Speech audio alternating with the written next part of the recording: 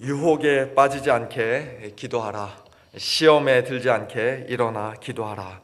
어제 본문에서 두 번 반복된 예수님의 말씀에도 불구하고 기도하는 일에 실패했던 제자들이 얼마 못 가 곧 유혹에 빠지고 시험에 들게 될 것이라는 사실은 너무나도 당연한 일이라고 할 수 있습니다. 충분히 예상할 수 있는 일이었죠.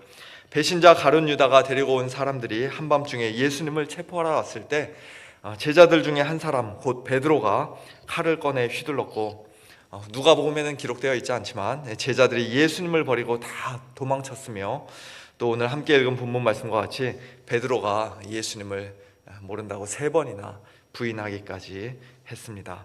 주여, 내가 주와 함께 오게도 죽는 데에도 가기를 각오하였나이다. 아무리 굳게 다짐하며 큰 소리 쳐도 기도하지 않으면, 매 순간 하나님의 은혜와 도우심을 간구하지 않으면 우리 모두가 다 얼마든지 유혹에 빠질 수 있고 시험에 들 수 있는 너무나도 연약한 자들이라는 사실을 다시 한번 깨닫게 됩니다. 다른 제자들이 이미 다 도망친 상황에서 그래도 베드로는 멀찍이나마 대제사장의 집으로 끌려간 예수님을 따라감으로써 주여, 내가 주와 함께 오게도 죽는 데에도 가기를 각오하였나이다 라는 방금 전에 그의 말이 거짓말이 아니었다는 사실, 그나마 그래도 진심이었다는 사실을 어느 정도 증명해 보였습니다. 요한복음에 따르면 이때 베드로 혼자 이 자리에 있었던 것이 아니라 또 다른 제자, 아마 요한도 함께 있었던 것으로 보이는데요. 요한 이외의 다른 제자들은 베드로를 함부로 비난해서는 안 될 것입니다. 그들은 그 자리에 있지도 않았죠. 그러나 신약성경 사복음서에 이 사건이 기록되어 있는 것은 단순히 베드로를 욕하거나 비난하기 위해서가 아니었습니다. 베드로의 이 부끄러운 실패는 기도하지 않고 자기 자신을 신뢰하는 자가 실제로는 얼마나 연약한지, 얼마나 넘어지기 쉬운지 아주 적나라하게 잘 보여주는 사건이요, 또 오늘 저와 여러분의 동일한 모습이라고도 할 수 있습니다. 오늘 우리 역시도 베드로처럼 예수님을 부인할 때가 얼마나 많이 있습니까? 교회 안에서는 상대적으로 그럴 일이 별로 없을 수도 있습니다. 주위에 다 믿는 자들만 있으면 예수님을 모른다고 부인해야 할 상황을 별로 만나지 않을 수도 있습니다. 베드로도 예수님과 함께 있을 때는, 동료 제자들과 함께 있을 때에는 이 정도로까지 부끄럽게 넘어지지는 않았습니다. 너희는 나를 누구라 하느냐는 예수님의 질문에 하나님의 그리스도이십니다. 주는 그리스도시요 살아계신 하나님의 아들이십니다. 아주 모범적인 신앙 고백을 했고요. 바다 위를 걸어오시는 예수님을 보았을 때는 자기도 걷게 해달라고 용감하게 부탁하고는 실제로 정말 바다 위로 잠시나마 걸었습니다. 변화산 위에서는 비록 너무 두려워서 자기가 지금 무슨 말을 하고 있는지 모르고 한 말이긴 합니다만, 주여, 우리가 여기 있는 것이 좋사오니 우리가 초막셋을 짓되 하나는 주를 위하여, 하나는 모세를 위하여, 하나는 엘리야를 위하여 하사이다 라고 말했고, 또 오늘 사건 바로 전에는 주여, 내가 주와 함께 오게도 죽는 데에도 가기를 각오하였나이다 라고 말하며 신앙의 뜨거운 열정과 헌신을 주님 앞에서 자랑하기도 했습니다.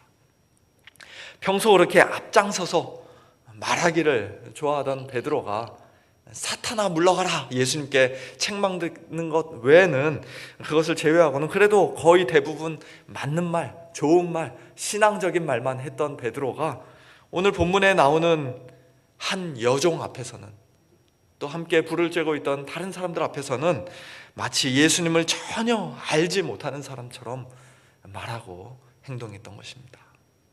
누군가가 목에 칼을 갖다 대거나 머리에 총을 겨누면서 너 예수 알아 몰라? 너 예수 믿을래 안 믿을래? 그렇게 직접적으로 협박을 하거나 당장 목숨의 위협을 받는 그런 상황이 아니었음에도 불구하고 그저 당신 예수와 함께 있던 사람 아니야? 그 도당 아니야? 갈릴리 사투리 쓰는 거 보니까 예수와 함께 있던 사람 맞잖아. 겨우 그 정도의 이야기였는데 베드로 혼자 지레 겁을 먹고 너무나도 어이없이 무너지고 말았던 것입니다.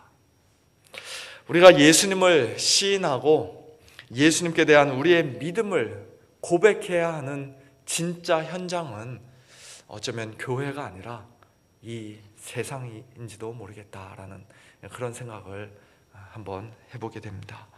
물론 우리 성도들이 다 같이 함께 모여 하나님께 예배드리는 것이 다른 그 무엇과도 바꿀 수 없고 무엇에도 견줄 수 있는 우리의 가장 중요한 신앙 고백이요, 또 하나님을 기쁘시게 해드리는 일임에는 틀림이 없습니다만, 그러나 교회 안에서는 예수님을 시인하는 일이 적어도 외형적으로는 별로 그렇게 어렵지 않습니다.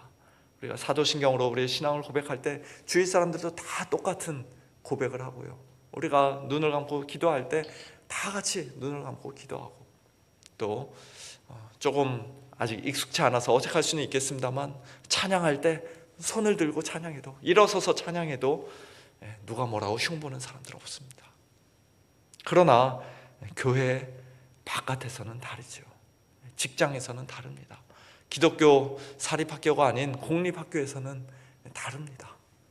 옆집에 사는 불교 신자와 또는 무신론자와 이야기할 때는 다릅니다.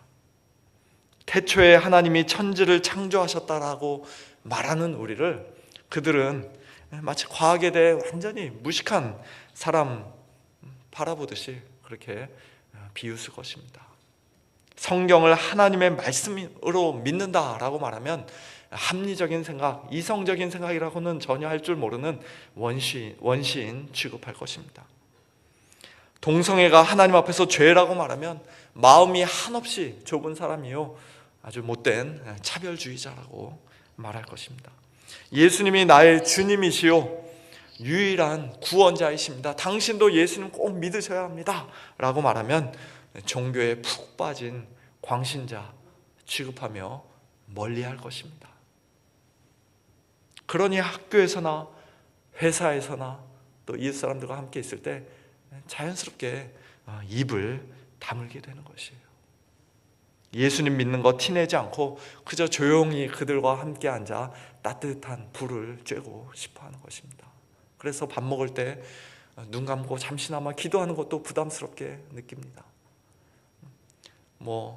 골프나 테니스 이야기, 재밌는 드라마나 영화 이야기는 1시간이고 2시간이고 얼마든지 입에 침을 튀기며 할 수 있지만, 그러나 예수님에 대해서는, 하나님에 대해서는 그들과 이야기하지 않습니다. 못합니다. 한마디도 입을 열지 못합니다.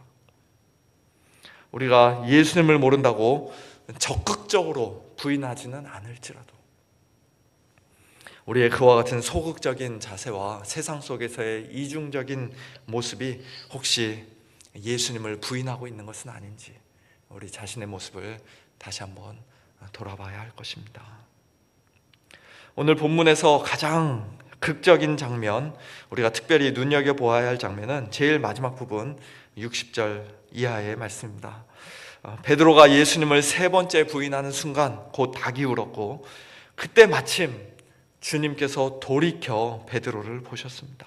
그러자 베드로는 주의 말씀, 곧 오늘 닭 울기 전에 네가 3번 나를 부인하리라 하심이 생각나서 밖에 나가서 심히 통곡했습니다. 주께서 돌이켜 베드로를 보셨다라는 이 말씀은 사복음서 중에 오직 누가복음에만 기록되어 있는데요, 대제사장의 집에 끌려가 재판을 받으시던 예수님께서 닭이 우는 순간 몸을 돌이켜 또는 고개를 돌이켜 베드로를 쳐다보셨고, 베드로는 뒤돌아보신 예수님과 눈이 딱 마주쳤던 것입니다. 그때 예수님은 과연 어떤 눈빛으로 베드로를 바라보셨을까요? 너 내가 그럴 줄 알았다, 네가 그러면 그렇지, 실망과 경멸의 눈빛이었을까요? 시험에 들지 않게 기도하라고 했는데 왜 기도하지 않았냐라는 책망과 질타의 눈빛이었을까요? 어떤 눈빛이었는지 성경은 말씀하시지 않습니다만 아마도 베드로를 한없이 불쌍히 여기시는 긍휼과 연민의 눈빛이 아니었을까 생각해 봅니다. 베드로야, 네가 그렇게 연약한 사람이란다. 네가 넘어질 것을 나는 미리 알고 있었다. 네가 나를 3번이나 부인한 것이 내 마음을 심히 아프게 하지만 그러나 괜찮다. 내가 너를 용서한다. 내가 너를 여전히 사랑한다. 내가 너를 얼마나 사랑하는지 나는 이제 곧 너를 위해 죽어줄 것이다. 내가 너를 반드시 다시 회복시켜 줄 것이다. 그와 같은 용서와 사랑의 눈빛이 아니었을까 싶습니다. 돌이켜 베드로를 바라봐 주신 예수님의 그 눈빛이 베드로로 하여금 예수님의 말씀을 생각나게 만들었습니다. 자신의 죄를 깨닫고 심히 통곡하도록 만들었습니다. 그저 인간적인 후회에 그쳤던 가룟 유다와는 달리 돌이켜 참으로 회개하도록 만들었습니다. 예수님께서 미리 말씀하셨던 것처럼 베드로가 돌이킨 후 형제를 굳게 하는 그 귀한 사명 마침내 잘 감당할 수 있었던 것은 그의 믿음이 떨어지지 않기를 위해 기도해 주셨던 예수님의 기도와 더불어 그를 한없는 긍휼과 연민의 눈빛으로 변함없는 사랑과 용서의 눈길로 바라봐 주신 예수님의 돌이킴이 먼저 있었기에 가능했던 것입니다.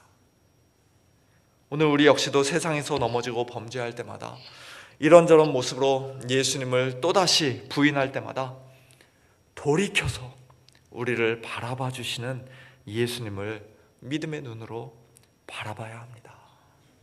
도저히 주님 뵐 면목이 없습니다 라고 말하며 멀리 도망가고 꽁꽁 숨을 것이 아니라 그저 사정없이 때리고 벌하실 것이라 생각하며 두려움과 공포에 벌벌 떨 것이 아니라 나 같은 죄인을 위하여 이미 십자가 지신 예수님 생각하며 내가 너를 변함없이 사랑한다, 영원히 사랑한다 확증해 주시기 위해 독생자까지도 아낌없이 내어주신 하나님의 사랑 의지하며 다시금 회개의 자리로 나아가야 합니다.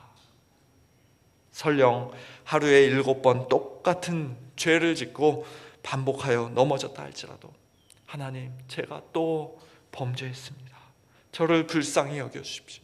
저를 용서해 주십시오. 참으로 회개하며 주님 앞에 두 손 들고 나오는 성도들을 하나님께서는 언제나 기쁘게 용서해 주신 줄로 믿습니다. 그리고 그와 같은 용서의 은혜를 날마다 경험하며 사는 성도들만이 누가복음 17장 만일 내 형제가 죄를 범하거든 경고하고 회개하거든 용서하라. 만일 하루에 7번이라도 내게 죄를 짓고 7번 내게 돌아와 내가 회개하노라 하거든 너는 용서하라는 예수님의 그 말씀에 참되게 순종할 수가 있습니다. 사랑하는 성도 여러분, 오늘도 우리를 불쌍히 여기시고 하루에 7번이라도 아니 7번을 70번까지라도 용서해 주시는 하나님의 그 변함없는 사랑과 예수님의 십자가 보혈의 은혜를 믿음으로 굳게 붙드는 우리 모두가 되기를 소원합니다. 날마다 용서받는 그 은혜를 참으로 아는 성도들답게 연약하여 넘어진 형제를, 나에게 범죄한 형제를 매몰차게 정죄하지 않고 오히려 용서해주고 굳게 세워주는 자들이 다 되기를 소원합니다. 그리고 우리 주님의 그 사랑과 은혜에 힘입어 각자의 삶의 터전에서 특별히 이 세상 속에서 주님을 부끄러워하지 않고 담대히 시인하는 복된 저와 여러분 우리 모두가 될 수 있기를 예수님의 이름으로 축원합니다.